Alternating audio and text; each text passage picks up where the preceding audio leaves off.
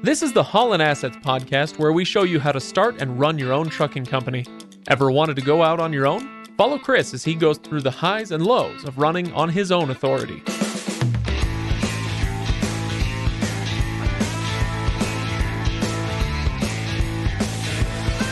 Welcome everybody to the Haulin Assets podcast. This is episode 34. I am Craig, and with me across time and space, well, just space really, is Chris. How you doing, Chris? I'm well. How about you, Craig? Not too bad. Happy New Year. Happy New Year. This is our first recording of the year, isn't it? That's right. And, normally I don't like to date a podcast like that, because we want them to be kind of evergreen, but it is going to be important that we mention that it's the new year because today we're talking about annual planning and its importance in running any business really, but in this case in starting your own trucking company. So we will get to that in just a moment, but I do want to remind everybody for full show notes and other materials, you can go to haulinassetsllc.com. If we're talking about tools and tips and things that we talk about like that on the show, then you can go to motorcarrierhq.com for those. And don't forget to like us on Facebook, etc. All right, Chris, got to ask you, how's life out on the road these days? It's been pretty good. Things have been a lot smoother now that the truck's been out on the road and fixed and repaired. And knock on wood, it's been going pretty well ever since the rebuild. Very nice. Exactly. Knock on wood. Any nothing's happened with the truck, but any other stories to share from the road? Yeah, I got my first random DOT inspection when I drove across the scale just a little bit ago, which actually it's kind of funny because it didn't turn out to actually be quite so random. Oh, really? The guy told me, yeah, he like the second I drive across the scale, and as soon as my front axles, which are fine weight wise, hit the scale, the guy comes over the intercom and says, "Driver, bring in all your paperwork.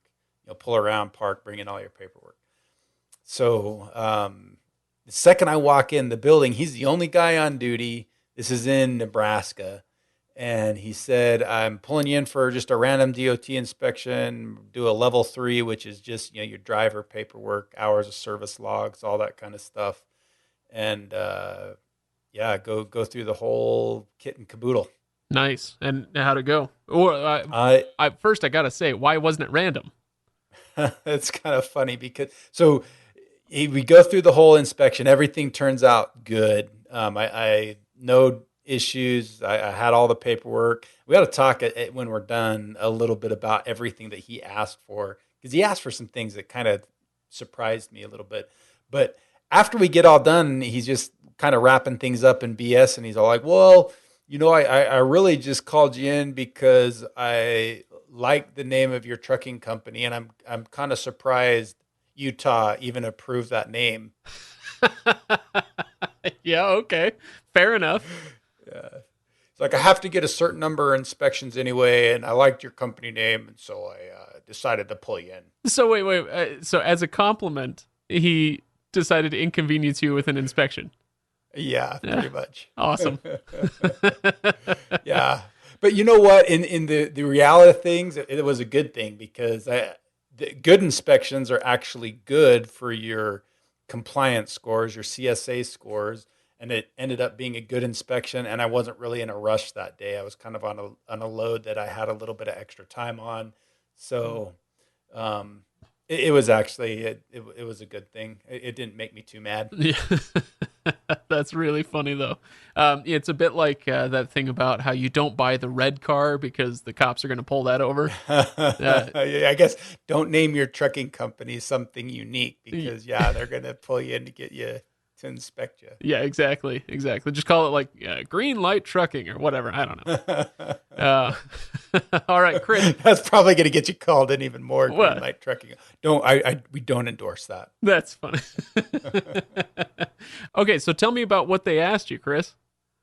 So when you get called in, they're going to ask, kind of like when you get pulled over by a cop, they're going to want to see your driver's license, your vehicle registration, your safety inspection, and your logbook. But they also had me bring in some things that I wasn't expecting, was they wanted to see your ELD manual. So that the instruction manual basically on how to use the ELD, they wanted a paper copy of logs in case the ELD breaks down and I have to revert to paper logs.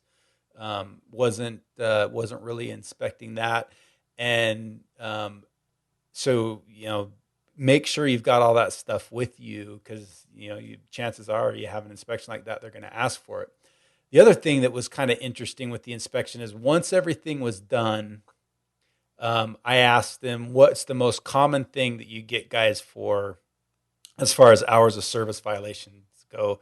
And he says it's usually guys that are using personal conveyance incorrectly. And I use personal conveyance a decent amount. I don't use it every day, but I'll use it several times a week typically. And so I asked them specifically about my case. One of the most common reasons I'll use it is because I think we've talked about this in the past. I typically like to stop and spend the night at a rest area or something that's a little bit more off the beaten path, not so much at a truck stop, just because truck stops are noisy and crazy, and life's a little bit more low key. And I tend to sleep a little bit better at a rest stop.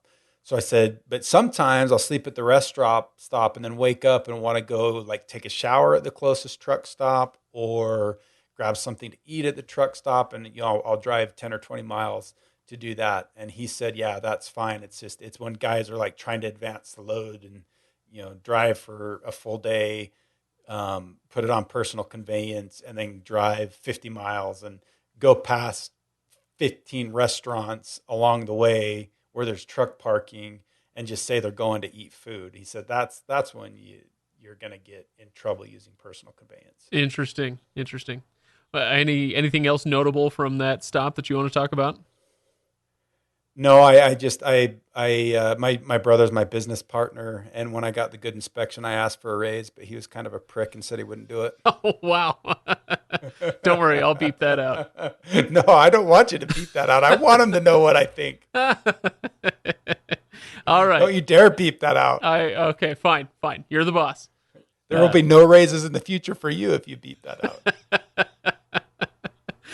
Okay, Chris, let's talk about, man, it's going to be hard to get off that, so I'm just not even going to try to smoothly transition. Let's talk about annual planning, and then we'll talk about my pay some other time.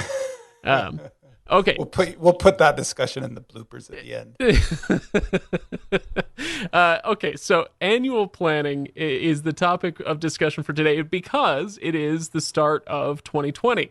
And this is as good a time as any. You could, I suppose, plan for the next 12 months at any time, but hey, it makes a lot of sense to do it around the new year, and so that's when we wanted to talk about it. Tee this one up for me a little bit, Chris. Let me know what we're going to be talking about. So yeah, annual planning, and now the beginning of the year is usually a good time to talk about it. But in reality, I actually kind of start the whole process a little bit earlier on in the year, early to mid-November, just to kind of get the ball rolling. So I really kind of am able to enact the plan and kind of get it started and really be diving into it around the beginning of the year. Yeah. But the whole reason I want to talk about this is because this is probably one of the most neglected pieces that I see from most small business owners, but it's one of the things that can really be the most impactful on your business.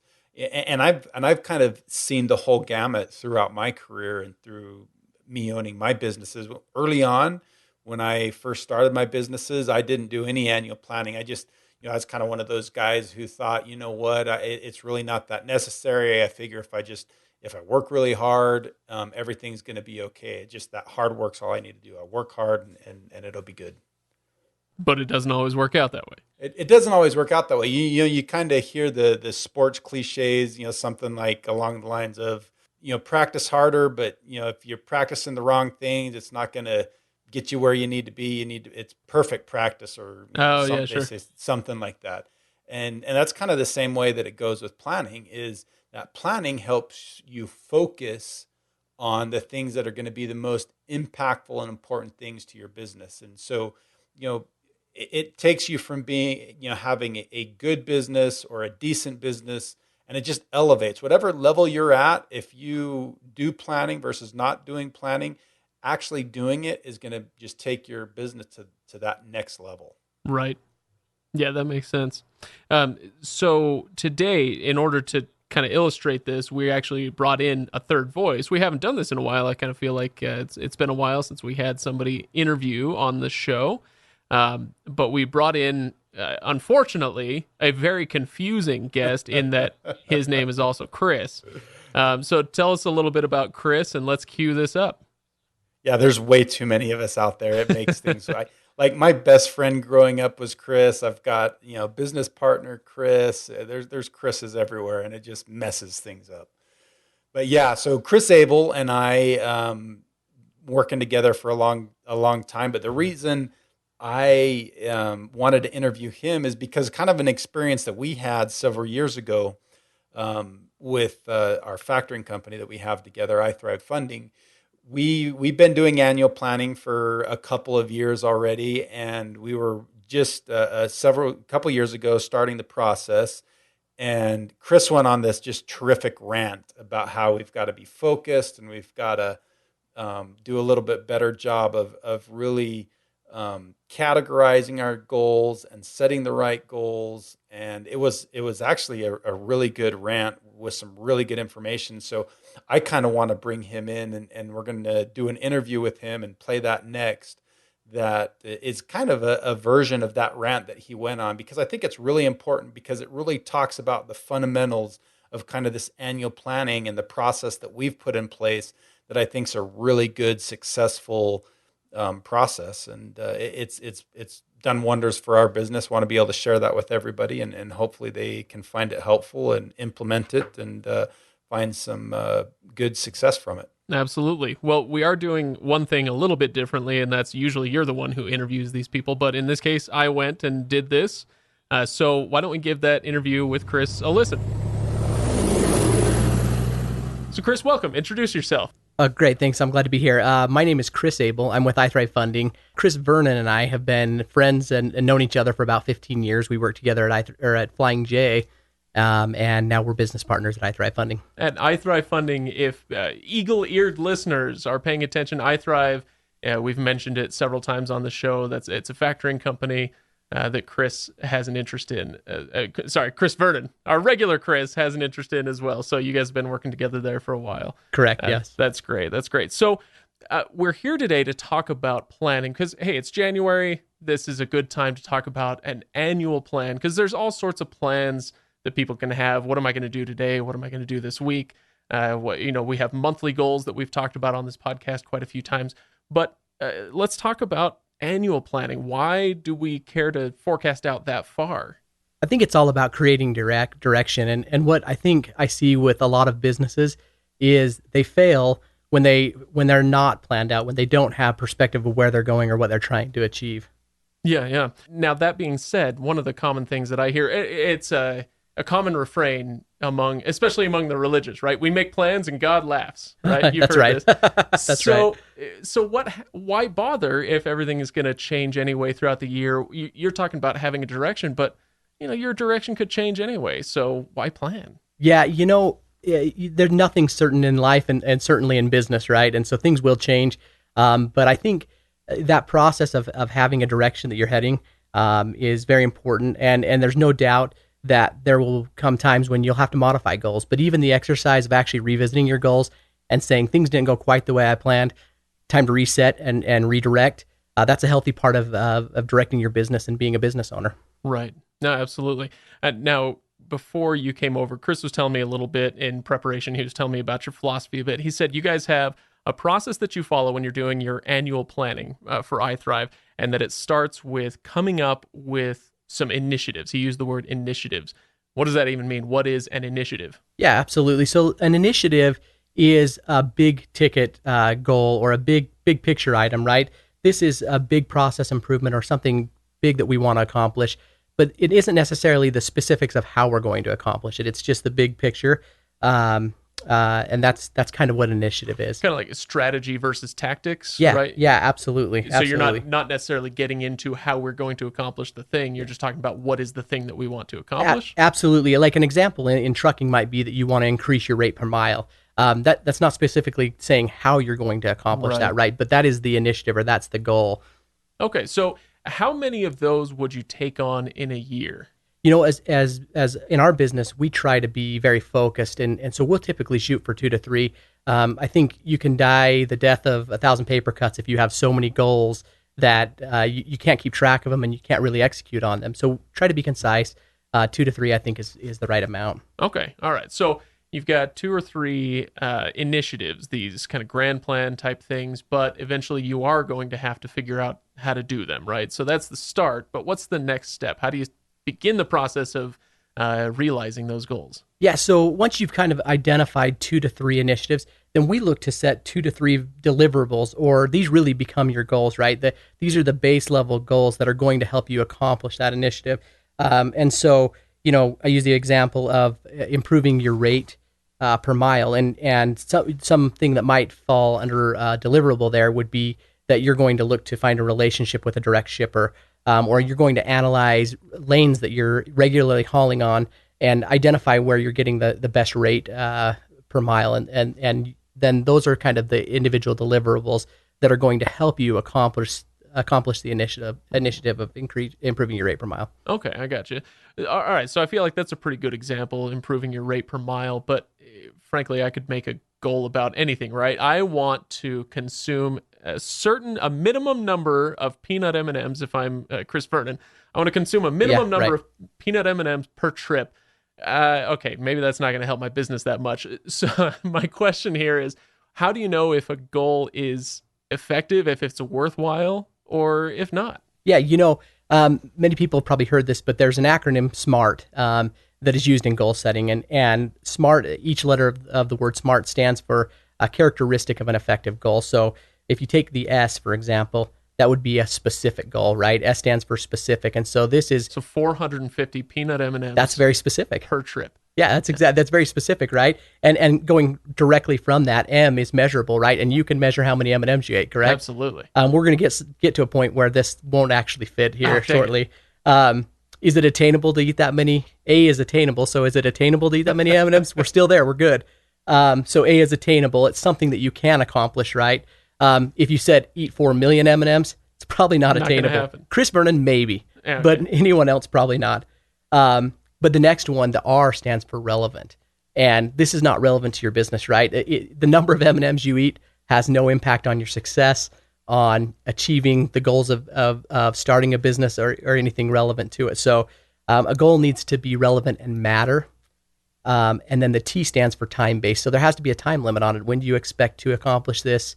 And that time-based, it's important just because you need to set an expectation for yourself. Yeah, absolutely. Okay, so give me the acronym again, just one by one. Let's go through it again. You got it. So it's SMART: specific, measurable, attainable, relevant, time-based.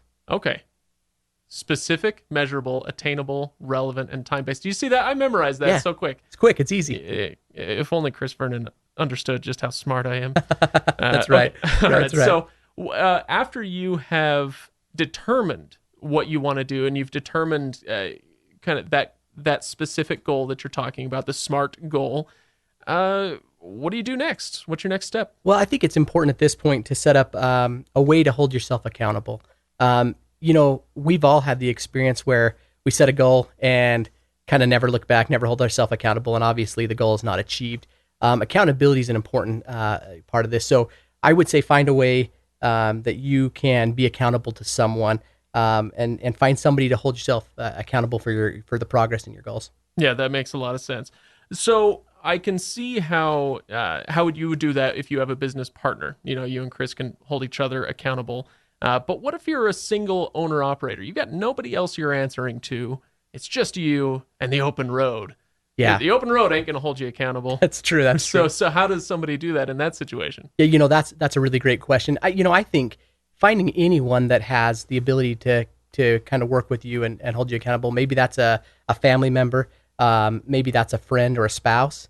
Maybe it's another business owner, somebody else that you know in the industry that you can talk about goals together with. If you know another owner or operator out there, maybe it's good to kind of talk about your goals together, and that way they can hold you accountable. Yeah, absolutely. My brothers actually did this for a while. One of my brothers had a goal, in mind, and then the other brother said, I'll help you out with that. And the first one said, how are you going to do that? And he said, oh, I'm not going to do anything, but you're going to call me every night and tell me what you did to achieve that goal. Yeah. And that was it. Yeah. All it was, and so it's kind of that shame factor in a way where he had to call and either say, yep, I did something, or no, I didn't. Yeah. You look at a lot of programs in the world that are successful. Weight Watchers comes to my mind because there's this accountability feature, right? People set goals. The fact that they have to show up and actually be accountable for them makes you think twice about what you're eating and the exercise you're doing, those type of things. And Absolutely. so it's no different with business goals. If you're accountable, if you have somebody to report to, you're going to think twice about it, and the decisions you make are going to be driven to achieve those goals. Yeah. So do you feel like this has been an effective method for you? Any illustrations you want to share about how this has gone for you specifically?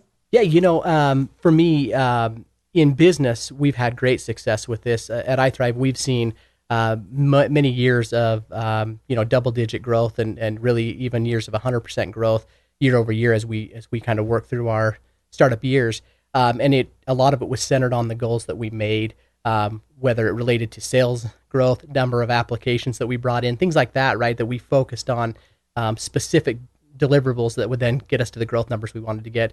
On a personal level, I think we all have the exercise and fitness goals, and my wife is great at holding me accountable, and so I have that accountability factor. I set my goals, and she'll hold me accountable, and I've seen success in that. Over the last 5 or so years, I've lost a significant amount of weight, and that's been a benefit to me. So very nice. Yeah, I can't claim the same. Well, I got to keep it off, and I've still got more to go, but yeah. Excellent. Well, Chris Abel, thank you so much for walking us through this. I appreciate you taking a few minutes. Any parting thoughts? Just, I really like this time of year. The new year it's a great time. Goals, it's good to have that kind of fresh reset, whether you're starting your business now or you've been running for a while. It's good to pause and look forward to what you want to achieve, and then go chase your dreams. I mean, it's a new year. It's a new opportunity. Go chase your dreams. Excellent. Well, Chris Abel from iThrive Funding, thank you so much. Appreciate it. And we'll go chat with Chris Vernon again now. All right, Chris, how was that? How'd you like that discussion? I thought it was really good, except for the M&M piece. I think people are going to start to get confused and think that M&Ms are sponsoring this podcast because we talk about them so much. I'm going to go ahead, just speaking for both of us, I feel comfortable doing this. I'm going to speak directly to the people at Mars and say, if you're looking for any brand ambassadors, we are there for you. I'm probably the world's biggest peanut M&M fan. So yeah, I probably would make a decent brand ambassador. Aside from that though, Chris. Aside from that, I thought Chris explained that beautifully. He kind of talked about it on a broad basis, and we're going to kind of dial it in now and talk about more specifics, especially to the trucking industry. But one thing I kind of want to get right off the bat that I think is kind of, Chris talked about, or you talked about a religious reference to planning. Well, I want to give for my non-religious friends, a military one. So you hear this in the military all the time that when it comes to a plan, the enemy has a say in the plan too. And as soon as the bullets start to fly, the plan changes. And in reality, that's kind of the same way in business. I mean, you've got enemies in business, vehicle breakdowns like I just had, bad brokers. I mean, there's a ton of things out there that can kind of hamper your plan and put, either a damper on it or really force you to change it. But the reality is it doesn't negate the need to plan. Even though plans are always going to change and you're going to have to adapt and adjust them, when one of those, enemies runs into your business and causes havoc, how you react to that is going to be vastly different because you have a plan, and your reaction typically is going to be way better because you've planned. Even though that plan deviates, the result of that deviation and that running into that enemy or that challenge or whatever it is that you face is going to be a lot better if you've done the planning. Right, that makes sense. So tell me if this makes sense to you. We've got a plan, we want to accomplish X or X, Y, and Z this year. But in the military, you talk about contingency plans, right?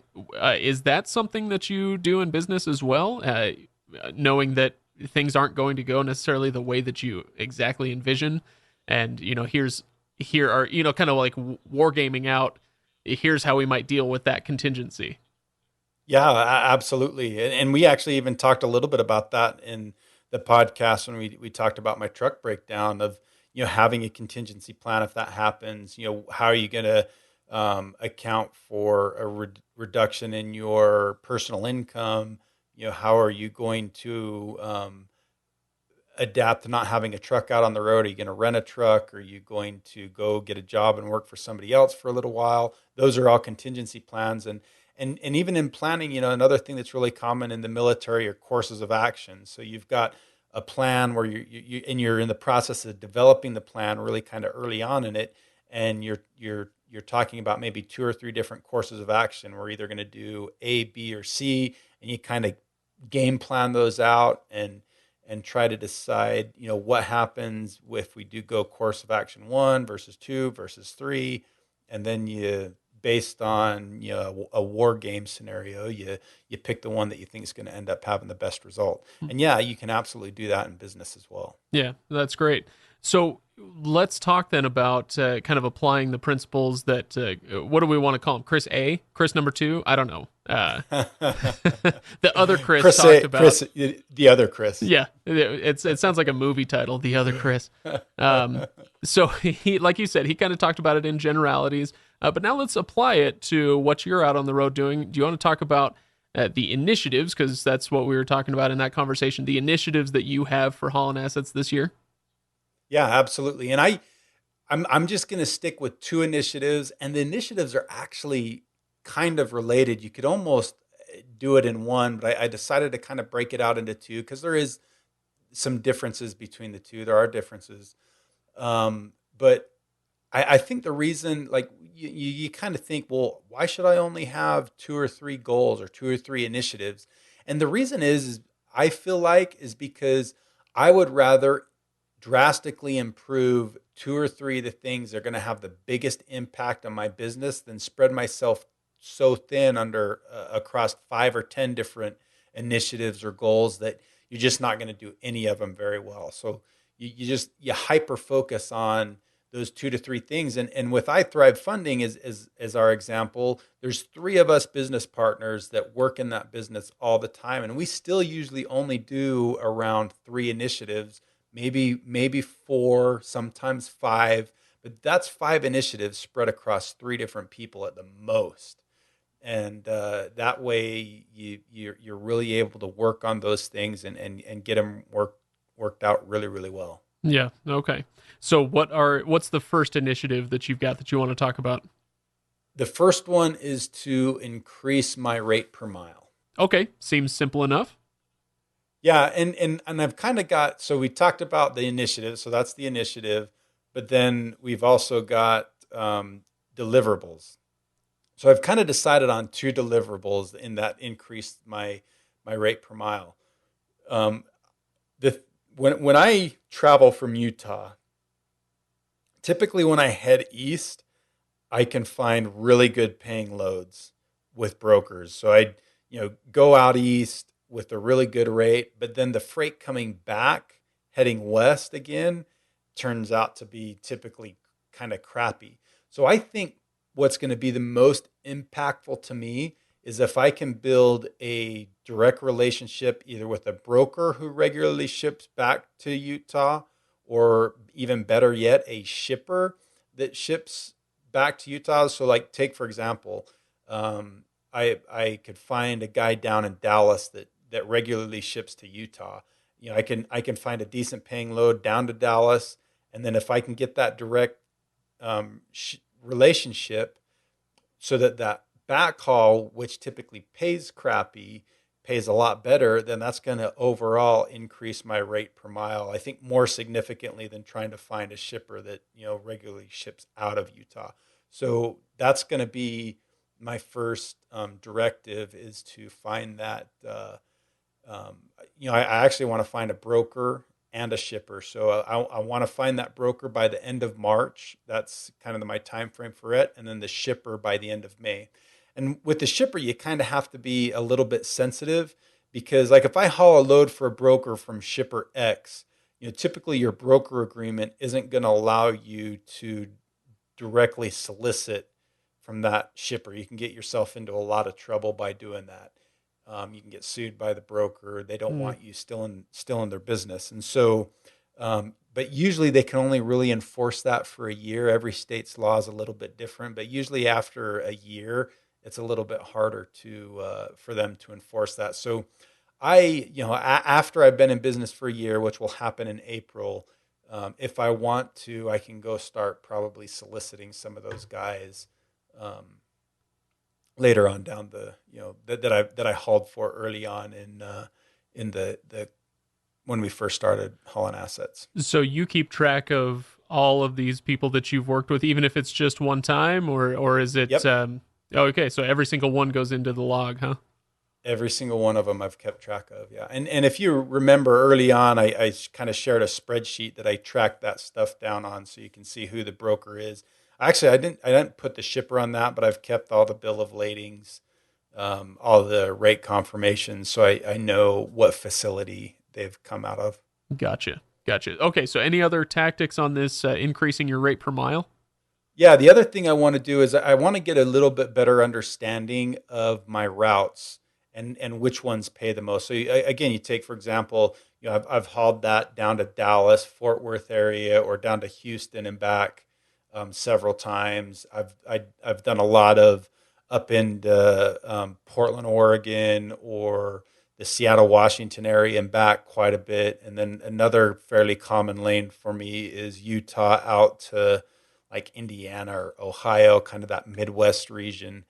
And I'm going to analyze each one of those routes and try to figure out which one consistently pays a little bit better, and then maybe put some more focus into that and prioritize those routes so that I'm running the ones that seem to pay the most. So that you're getting as much cost per mile, rate per mile out of both directions is what you're saying.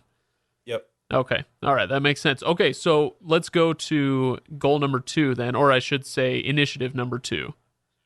Yeah. And the initiative number 2 is really, like I said, they're kind of related. It's just plain increasing revenue. And the biggest way that I want to do that is to hire a driver. I've kind of said all along with this Haulin Assets, I'm only going to drive for no more than a year. I kind of made that compromise with my wife. So that year is coming up quick. It's going to come up in April. So not too far down the road. My goal is to have the driver hired by the end of March. But my plan is in my situation, I'm only able to keep that truck running. Typically I'm out on the road about 20 days a month. If I hire a driver, and I'm going to really focus in the state of Utah because I want somebody here local to me so that when they take their time off, I can go do a really quick run. Maybe they're going to take a week vacation. I'll take a run somewhere for a week, or they're going to be off for 3 days. I'll go take a run up to, I can usually do that Portland, Oregon and back in 3 days. So that we can essentially almost keep that truck moving full time. We'll kind of work a little bit team wise that way, so that the truck's just not parked somewhere and sitting. And that, those extra 5-10 days at the end of the month, most of that just all goes towards profit. It keeps that truck running way more efficiently because your fixed costs are covered early on in that revenue that you earn.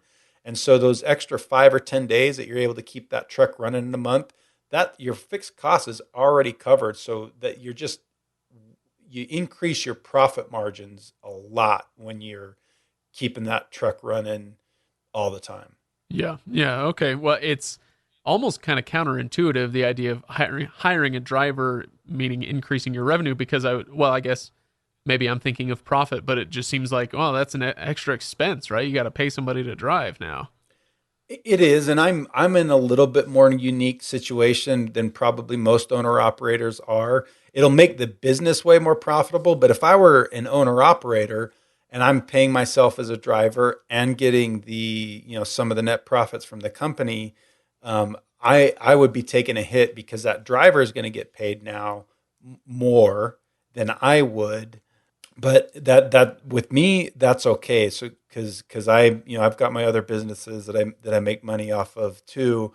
I'm not going to starve if my driver pay decreases by 80%. A lot of guys aren't going to be in that situation, but that's okay because this podcast still is incredibly relevant because at some point a lot of these guys are going to want to transition out of the truck, and whether they do that once they've got 3 or 4 trucks on the road, or they do it when they've got 1 truck like I'm going to do, the process is still relatively the same. And so they'll be able to learn by, watching me do this and see how they can do it when the timing's right for them. Yeah, absolutely. So you mentioned you wanted to get out of the truck by about April, which is when you started driving last year.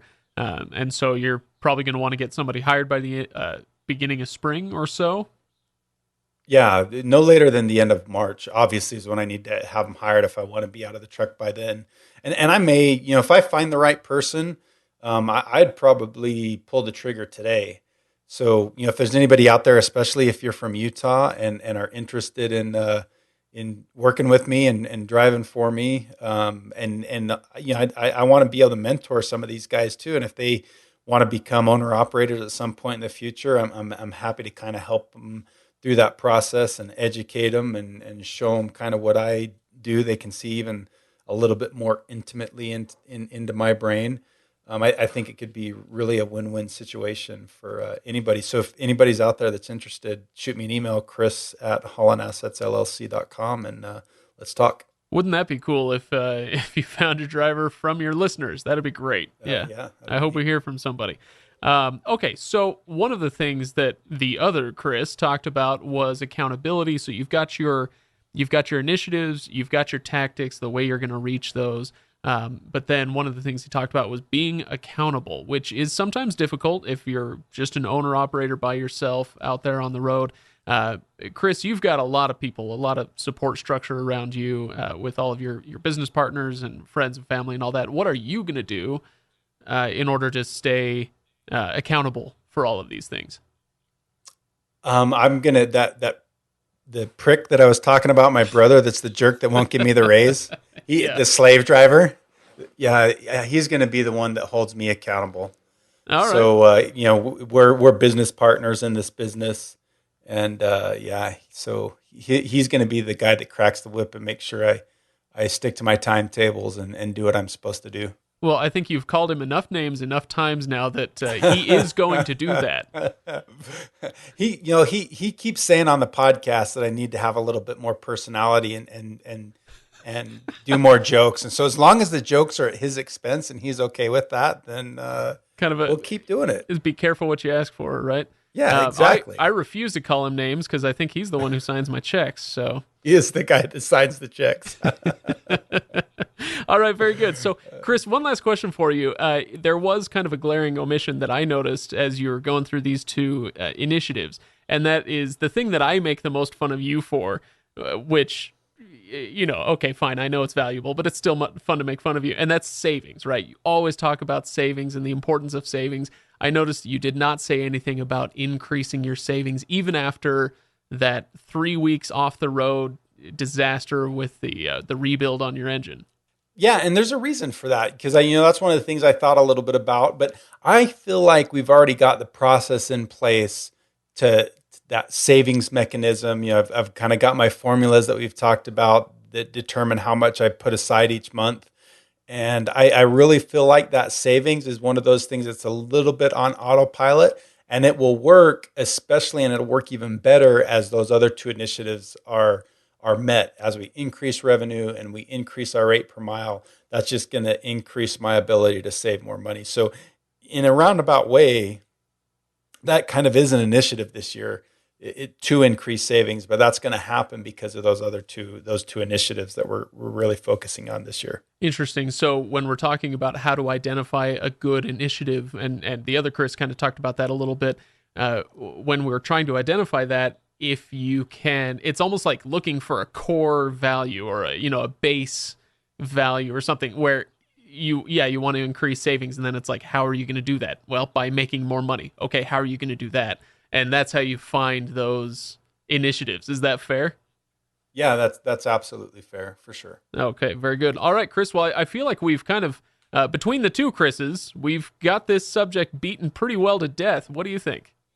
I think we do. Just kind of to summarize, you've got those initiatives. You just want 2 or 3 of them at the most, and then each one of those initiatives is going to have a handful of deliverables, probably 2 or 3 deliverables of each. And that's kind of where you kind of get into the weeds a little bit. So you take, for example, like on the increase rate per mile, one of my deliverables is to get that relationship with the broker or shipper. And you can even break that down even further and say, okay, by the end of January, I'm going to have called 50 different brokers and 50 different shippers to try to, or make contact with 50 of each to start those relationships and really get that going. So you can kind of break that down as much as you want to. In the military, we like to call that backwards planning. You know what you want at the end of the day, which is to increase our rate per mile. Well, to increase my rate per mile, I need to get that relationship with the shipper. To get that relationship with the shipper, I need to call this many